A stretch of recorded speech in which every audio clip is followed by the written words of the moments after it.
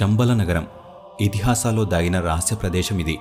ఇప్పటికీ ఉనికిలో ఉన్న ఈ నగరంలోకి ఇప్పటి వరకు కొందరే ప్రవేశించారు. మన దేశానికి ఎగువన ఉన్న ఈ నగరంపై హిట్లర్ కూడా కన్నేశాడు. కానీ కనిపెట్టలేక తోకముడిచాడు. ఇంతకీ ఈ శంబల నగరం ఎక్కడ ఉంది? ఆ నగరం రహస్యం ఏమిటి? భారతదేశం ఎన్నో అద్భుతాలకు నెలవు. ముఖ్యంగా ఉత్తరాన ఉన్న హిమగిరులను మన దైవంగా భావిస్తాం. భారతీయులు ఎంతో పవిత్రంగా భావించే గంగానది పుట్టింది కూడా ఇక్కడే. ఆ పరమశివుడు కొలువైన కైలాస పర్వతం మన దేశ పరిధిలో లేకున్నా ఎంతోమంది భారతీయులు ఆ పరమేశ్వరుడి దర్శనం కోసం అక్కడికి వెళ్తుంటారు. అయితే అక్కడ కేవలం కైలాస పర్వతమే కాదు, కంటికి కనిపించని ఒక రహస్య నగరం కూడా ఉందనే సంగతి చాలా తక్కువ మందికి తెలుసు. అదే శంబల నగరం. విష్ణు పురాణాలను చదివిన వారికి ఈ ప్రాంతం గురించి ప్రత్యేకంగా పరిచయం అక్కర్లేదు. ఎందుకంటే దీని గురించి అందులో ప్రత్యేకంగా ప్రస్తావించారు. కలి ఆగడాల నుంచి కల్కి అవతారం చాలించే వరకు ప్రతి ఒక్క ఘటన ఈ శంబల నగరం కేంద్రంగానే చోటు చేసుకున్నాయి. ఇంతకీ శంబల అంటే ఏమిటి? ఈ నగరం ఎక్కడ ఉంది? దీన్ని ఎవరు నిర్మించారు? విష్ణు పురాణాలకు ఈ నగరానికి సంబంధం ఏమిటి? హిట్లర్ ఈ నగరం పైన ఎందుకు మనసుపడ్డాడు? ఆ నగరం ప్రత్యేకత ఏమిటి? ఇప్పటికీ ఆ నగరం రహస్యంగానే ఎందుకు ఉంది? దీన్ని చూసిన వ్యక్తులు ఏం చెప్పారు? ఆ నగరంలో ఏమున్నాయి? తదితర ఆసక్తికరమైన విషయాలను తెలుసుకోవడానికి ఈ వీడియోని చివరి వరకు మిస్ కాకుండా చూడండి. ఆ నగరం గురించి తెలుసుకునే ముందు మనం ఒకసారి విష్ణు పురాణాల్లోని కలి ప్రభావం, కల్కి అవతారాల గురించి తెలుసుకోవాలి. శంబల అంటే ఏమిటి? శంబల అనేది సంస్కృత పదం. టిబెట్లో దీన్ని షాంగ్రిల్లా అని అంటారు. హైందవ పురాణాల్లో దీన్ని సిద్ధాశ్రమంగా పిలిచేవారు. ఈ ప్రాంతాన్ని భూలోక త్రివిష్టకమని కూడా అంటారు. త్రివిష్టకం అంటే సంస్కృతంలో స్వర్గం. శంబలలో కూడా దేవతలు తిరుగుతారనే ఉద్దేశంతో దీన్ని భూలోక త్రివిష్టకం అని పిలిచేవారు. ఆ పేరే ఇప్పుడు అనేక రకాలుగా మార్పులు చెంది టిబెట్గా మారింది. టిబెట్ మన ఇండియాకు ఉత్తర దిక్కునున్న సంగతి తెలిసిందే. దీన్ని రూఫ్ ఆఫ్ ది వరల్డ్ అని కూడా అంటారు. ఎత్తైన పీఠభూములు గల ఈ ప్రాంతంలో బౌద్ధులు ఎక్కువ నివసిస్తుంటారు. దీని సరిహద్దులోని చైనా భూభాగంలో ఉన్న కైలాస పర్వతం, మానస సరోవరం సమీపంలోనే రహస్య నగరం శంబల ఉంది. దీన్ని కేవలం కొంతమంది మానవులు మాత్రమే వీక్షించగలరు, ప్రవేశించగలరు. వారికి ఎలాంటి లక్షణాలు ఉండాలనేది మున్ముందు చూద్దాం. ఇప్పుడు ఈ నగరం ఎలా ఏర్పాటైందనే విషయాన్ని తెలుసుకుందాం. ఎంతోమంది మునీశ్వరులు తపస్సు చేసిన ప్రాంతం ఇది. అగస్త్యుడు, వశిష్ఠుడు, మార్కండేయ, జమదగ్ని, విశ్వామిత్రుడు, అశ్వత్థామ వంటి మహర్షుల నుంచి నేటి అచ్యుతానంద, విశుద్ధానంద, మౌనస్వామి తదితర యోగులు, ఋషులు ఇక్కడే తపస్సును ఆచరించారు. అంతేకాదు అత్యంత పవిత్రమైన శంబల నగరాన్ని కనులారా వీక్షించారు.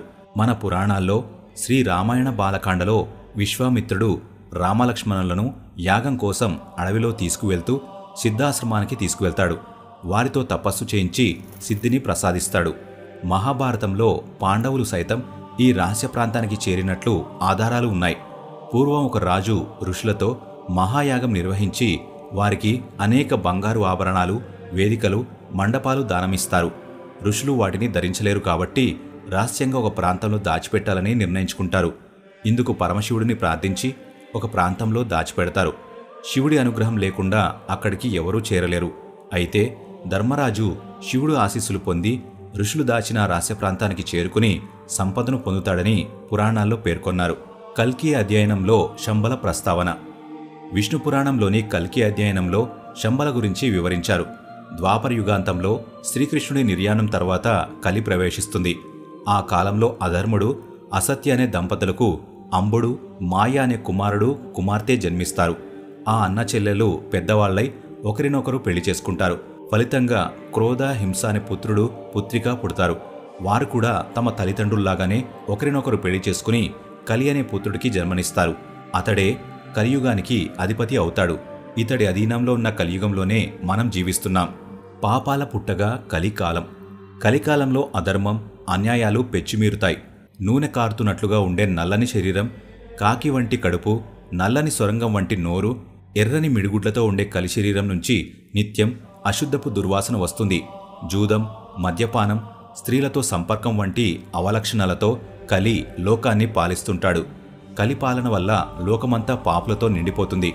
దైవాన్ని చిన్నచూపు చూస్తారు.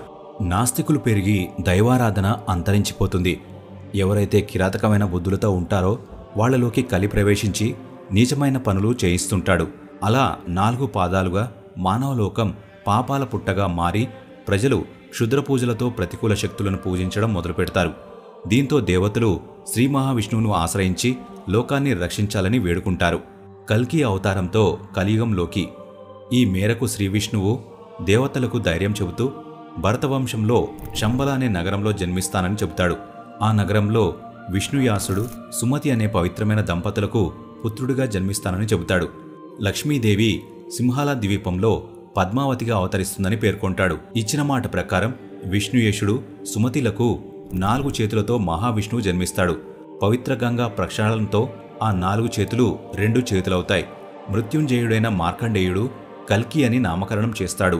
ఉపనయనం తర్వాత కల్కి తండ్రి వద్ద సెలవు తీసుకుని శాస్త్ర విద్య వేదాలు నేర్చుకోవడానికి ప్రయాణమవుతాడు. మార్గమధ్యలో పరశురాముడు కనిపించి కల్కిని మహేంద్రగిరికి తీసుకువెళ్తాడు. అక్కడ 64 విద్యలను కేవలం 4 నెలల్లోనే నేర్చుకుంటాడు కల్కి. అనంతరం కల్కి బిల్వోదక క్షేత్రానికి చేరుకుంటాడు. అక్కడ శివుడిని ప్రార్థించి సాక్షాత్కారం పొందుతాడు. ఈ సందర్భంగా శివుడు కల్కిని తన ఒడిలో కూర్చోబెట్టుకుని జన్మరహస్యం చెబుతాడు. కలికాలంలో పాపాలను అంతం చేయడానికి ఈ అవతారంలో జన్మించావని చెప్పడంతో పాటు దివ్యశక్తులు గల గరుడాశ్వాన్ని బహుకరిస్తాడు. అనంతరం రత్నపు పిడికిలి గల ఖడ్గాన్ని అందిస్తాడు.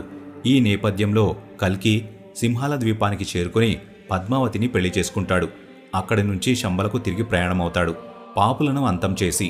అప్పటికీ శంబల నగరం రూపురేఖలు మారిపోయాయి. ఎత్తైన భవనాలు, ఉద్యానవనాలతో అలరారుతుంది. సరస్సులు, సరోవాలతో ఎంతో అందంగా ఆహ్లాదకరంగా కనిపిస్తుంది.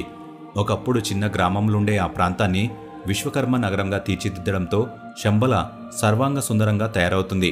అయితే పాపుల్లో మాత్రం ఎలాంటి మార్పు రాదు. దీంతో కల్కి అక్కడ అధర్మలను సంహరించి ధర్మ సంస్థాపన చేస్తాడు. ఈ నేపథ్యంలో దేవతలు శంబలకు వచ్చి కల్కిని దర్శించుకుంటారు. తిరిగి వైకుంఠానికి రావాలని ప్రార్థిస్తారు. దీంతో కల్కి సత్యుగ స్థాపన చేసి గంగానది తీరంలో కల్కి అవతారం చాలిస్తాడు. విష్ణువుగా వైకుంఠానికి చేరుకుంటాడు. ధర్మానికి కేంద్రంగా మారిన శంబల అప్పటి నుంచి సాధారణ మానవులకు కనిపించకుండా అదృశ్యమవుతుంది. కలిప్రభావం వల్ల పాపులుగా మారే మానవులకు ప్రవేశం లభించదు. శంబల నగరం ఎవరికి కనిపిస్తుంది? ఈ నగరాన్ని చూడాలంటే ఆ మానవుడు ఎంతో స్వచ్ఛమైన మానవుడై ఉండాలి. సత్యం, ధర్మం, అహింసను పాటించే పుణ్యాత్ములకు మాత్రమే శంబల నగరాన్ని చూసే భాగ్యం దక్కుతుందని పురాణాల్లో పేర్కొన్నారు. అందులో చెప్పినట్లే కొందరు సాధారణ వ్యక్తులు శంబల నగరాన్ని చూసి రావడం గమనార్హం. ఎప్పటికీ అదృశ్య రూపంలోండే ఈ మాయా ప్రపంచంలోకి ప్రవేశించడం అంత సులభమైన పని కాదు. మానవ శరీరంలో ఉండే సుషుమ్ను నాడి తెరుచుకున్న వారికి మాత్రమే శంబల నగరంలోకి ప్రవేశం లభిస్తుంది. ఇది కేవలం యోగ సాధనతోనే సాధ్యం. కొందరు ఈ జన్మలో పుణ్యకార్యాలు చేసిన పూర్వకర్మల వల్ల శంబలకు వెళ్లే దారి కనుగొనలేరు. చిత్రమేమిటంటే ఈ సైన్స్ యుగంలో కూడా కొందరు శంబలోకి ప్రవేశించి అక్కడి అద్భుతాలను చూసి వచ్చారు. ఇందుకు వారి వద్ద తగిన ఆధారాలు కూడా ఉన్నాయని చెబుతున్నారు. మరి శంబల నగరాన్ని చూసిన ఆ వ్యక్తులెవరో చూసేద్దామా? 20 నుంచి 25 అడుగుల ఎత్తైన మనుషులు. 1889లో జన్మించిన ఆనందమయి హిమాలయాల్లో సుమారు 20 నుంచి 25 అడుగుల ఎత్తుగల మనుషులను చూశామని చెప్పడం గమనార్హం. వారంతా 5000 ఏళ్ల నాటి ద్వాపర యుగానికి చెందిన మనుషులని పేర్కొన్నారు. రష్యాకు చెందిన హెలీనా హిమాలయాల్లోని అతిరహస్యమైన ప్రదేశాల అన్వేషణలో భాగంగా ఆమె శంబలకు చేరుకున్నారు. ఆనందమయి చెప్పినట్లే ఆమె ద్వాపరయుగం నాటి మనుషులను చూశానని తెలపడం గమనార్హం. ఈ విషయాన్ని ఆమె రాసిన ఐసిస్ అన్వేల్డ్ ది సీక్రెట్ డాక్ట్రిన్లో రాశారు. వారితో ఉన్న కొన్ని ఫోటోలను కూడా ఆ పుస్తకంలో ప్రచురించారు. ఈ పుస్తకాలను మీరు ఆన్లైన్ పోర్టల్లో కూడా కొనుగోలు చేయొచ్చు. తమిళనాడులోని కుర్తాలానికి చెందిన మౌనస్వామి కూడా శంబల సిద్ధాశ్రమంలో తపస్సు చేశారు. 1974లో నికోలస్ రోరిట్స్ అనే ఒక రష్యా పరిశోధకుడు శంబల నగరంపై అధ్యయనాలు చేసి పలు రహస్యాలను తెలుసుకున్నాడు. ఆయన పరిశోధనలు ప్రపంచవ్యాప్తంగా వైరల్గా మారాయి. దీంతో శంబల నగరం గురించి జర్మనీ నియంత అడాల్ఫ్ హిట్లర్కు కూడా సమాచారం అందింది. పరిశోధకుల బృందాన్ని పంపిన హిట్లర్ అల్టిమా తులే అనే టీంను హిట్లర్ హిమాలయాలకు పంపి పరిశోధనలు చేయించాడు. అయితే వారి శ్రమ ఫలించలేదు. శంబల నగరాన్ని కనుగొనలేక వెనుతిరిగారు. చాలా ఏళ్ల తర్వాత మళ్లీ శంబల నగరాన్ని చూసిన వ్యక్తుల్లో ఒకరు వడ్డుపర్తి పద్మాకర్. 1980లో ఆయన హిమాలయాల్లోని ఓ గుహలో కఠోర తపస్సు చేస్తున్నప్పుడు విపరీతమైన మంచు తుఫాన్ ఏర్పడిందని, ఆ వాతావరణాన్ని తట్టుకోలేకపోతున్న సమయంలో సుమారు 20 అడుగుల ఎత్తైన వ్యక్తి తన తలను పట్టుకుని జనావాసాలున్న ప్రాంతంలో వదిలి వెళ్లిపోయాడని ఆయన తెలిపినట్లు సమాచారం. దివ్యదృష్టి గల వ్యక్తులకు శంబలలోకి ప్రవేశం సులభమని, ఇది కేవలం యోగ సాధనతోనే సాధ్యమని పురాణాల్లో పేర్కొన్నారు. అయితే ఇప్పటి వరకు వెళ్లిన వ్యక్తులు కేవలం శంబల నగరంలో మనుషులు మాత్రమే చూసి వచ్చినట్టు తెలుస్తుంది. అసలైన రహస్య నగరంలోకి అడుగుపెట్టడం వారికి సాధ్యం కానట్లు సమాచారం. శంబల నగరం ఓ అద్భుతమైన కట్టడం. శంబల నగరం మానస సరోవరం కైలాస పర్వతానికి అతి సమీపంలో అదృశ్య రూపంలో దాగి ఉంది. ఎంతోమంది భక్తులు అక్కడ తాము దేవతలను చూశామని చెబుతుంటారు. ముఖ్యంగా పూర్ణిమ నాడు మానస సరోవరానికి దేవతలు దిగివస్తారని, ఆ సమయంలో ఆకాశంలో దివ్యకాంతులు కనిపిస్తాయని చెబుతుంటారు. టిబెట్ బౌద్ధకాల చక్రం. భారతీయ పురాణాల ప్రకారం శంబల నగరం చుట్టూ 8 రేకుల కమలం ఆకారంలో పర్వతాలు ఉంటాయి. మధ్యలో స్ఫటిక శ్రీచక్రం ఉంటుంది. దాని చుట్టూ గొలుసుకట్టుగా పర్వతాలు ఉంటాయి. శంబల రాజధాని పేరు కలాప. స్ఫటిక శ్రీచక్ర భవనంలో ఒక భూగ్రహం నమూనా ఉంటుంది. అది తిరగబడిన పిరమిడ్ తరహాలో ఉంటుంది. అందులోకి వెళ్లేందుకు కొన్ని సొరంగాలు ఉంటాయి. అందులో కోటి సూర్యకాంతుల కాంతితో సమానమైన చింతామణి అనే దివ్యమణి ఉంటుంది. అది దాదాపు పనసకాయ సైజులో ఘనీభవించిన పాదరసంలా గడ్డకట్టినట్లుగా ఉంటుంది.